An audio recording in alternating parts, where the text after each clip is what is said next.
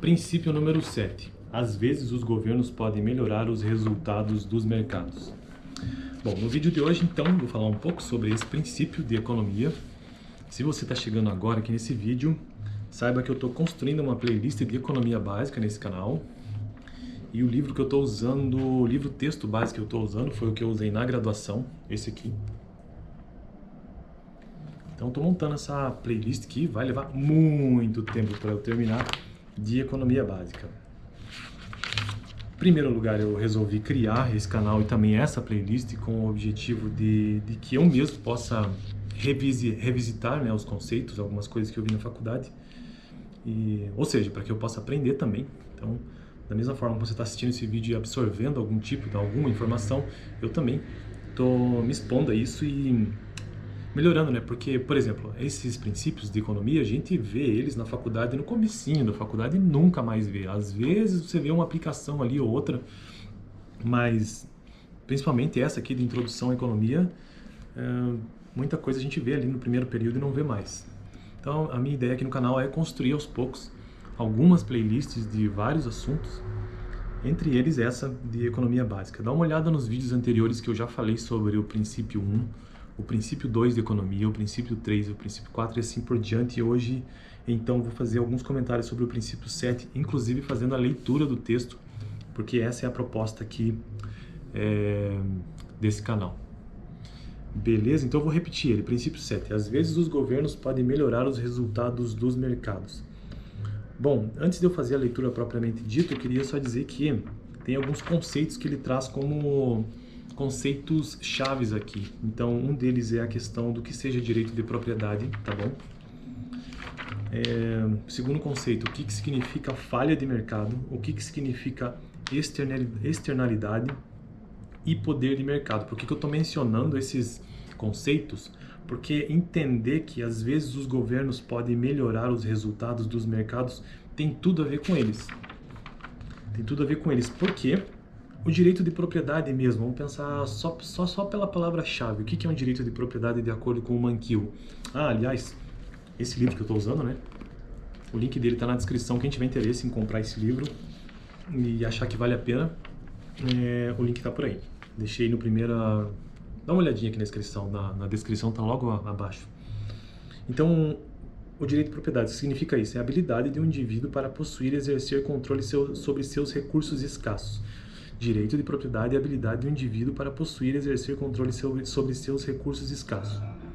Bom, entendendo esse primeiro conceito, a gente já consegue entender um pouco do princípio 7. Por que os governos podem melhorar os resultados de mercados? Porque o governo ele precisa garantir esse direito de propriedade. Então, se ele tem esse poder, essa capacidade, isso por si só já é uma das razões pelas quais o governo pode melhorar os resultados de mercado, né? E ele dá vários exemplos no texto. Por exemplo, um fazendeiro não vai cultivar qualquer coisa se ele não tiver a garantia de que aquilo não seja roubado, né? Então é aqui que você percebe a importância do governo. Daí ele continua no texto dizendo que existem outras justificativas também para que o governo deva existir, né? Para que ele realmente melhore os resultados do mercado. O primeiro deles é que o governo promove de maneira melhor a eficiência e a igualdade. Ou seja, há dois motivos genéricos para que um governo intervenha na economia: promover a eficiência e promover a igualdade.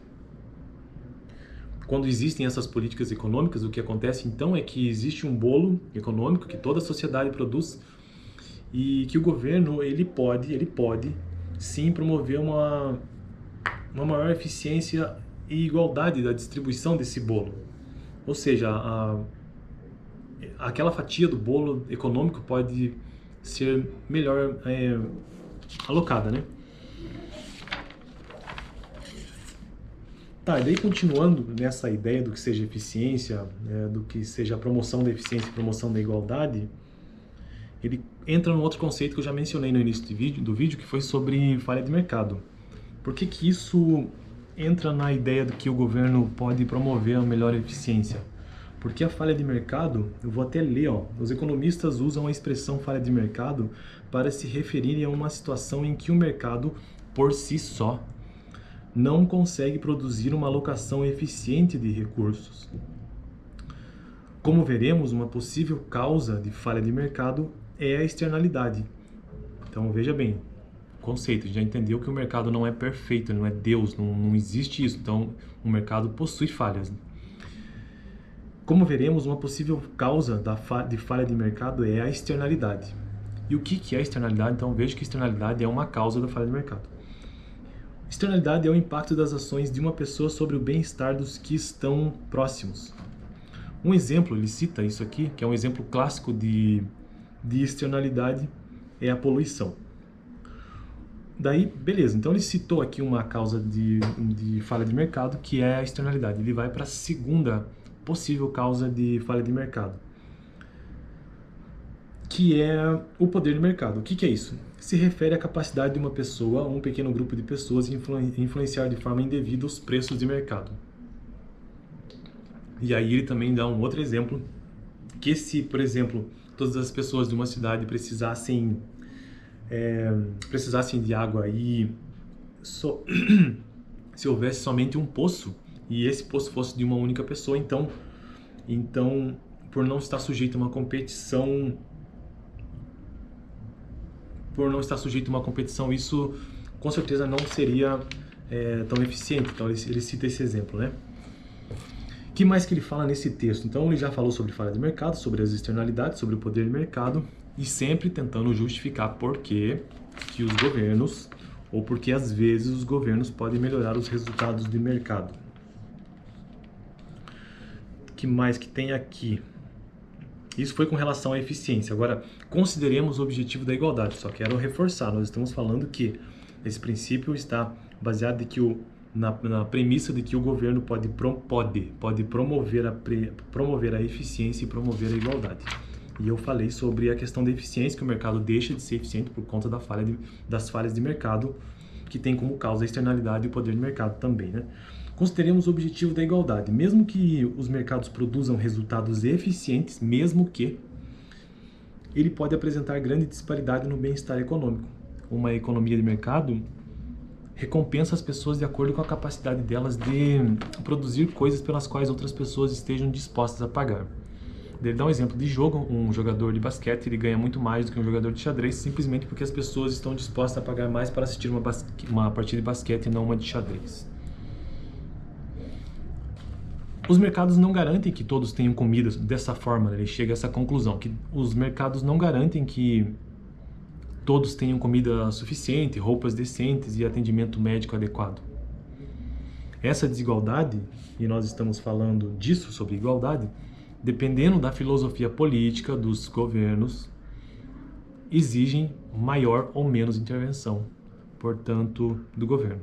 Na prática, muitas políticas públicas, como o imposto de renda e o sistema de seguridade social, têm por objetivo atingir uma distribuição mais igualitária do bem-estar econômico. Dizer que o governo pode, por vezes, ele chega a essa conclusão, melhorar os resultados do mercado, não significa que ele sempre o fará.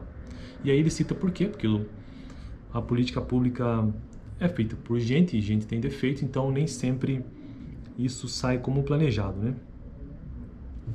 O que mais que eu poderia dizer para concluir isso aqui? Ele sempre usa a questão da mão invisível, né, nesse princípio. Aliás, no livro todo está sempre mencionado nos princípios a questão da mão invisível. Eu nunca li a obra original do Karl Marx, do Adam Smith, né? Isso é uma vergonha, eu teria que fazer isso. Eu estou precisando tirar um tempo para fazer. Mas ele tem um texto aqui no Mankiw que menciona essa questão da mão invisível, ele explica por quê, né? E ele faz o contraponto que na obra do Adam Smith existe a expressão a mão opressiva do governo e a mão invisível do mercado. Tem muita gente que se sente desconfortável com essa ideia de mão invisível, até eu mesmo me sinto um pouco não confortável, né, com essa ideia de que parece uma coisa meio religiosa, mas na verdade não é que seja isso, né? É que se você colocar uma coisa oposta à outra faz mais sentido, né? A mão opressiva, isso é uma analogia, pelo amor de Deus, uma figura de linguagem. A mão opressiva do governo e a mão invisível do mercado são dois mecanismos que operam de forma diferente, né? talvez fazendo essa comparação fique melhor. E sempre que você vê essa ideia de mão invisível do mercado, se isso deixa desconfortável, tanto o falar como o ler o texto em si, simplesmente substitua essa palavra por mercados. Simples assim. Beleza, então essa foi a ideia do vídeo de hoje, trazer uma explicação bem breve mesmo sobre o princípio 7 do livro do Mankiw, Introdução à Economia.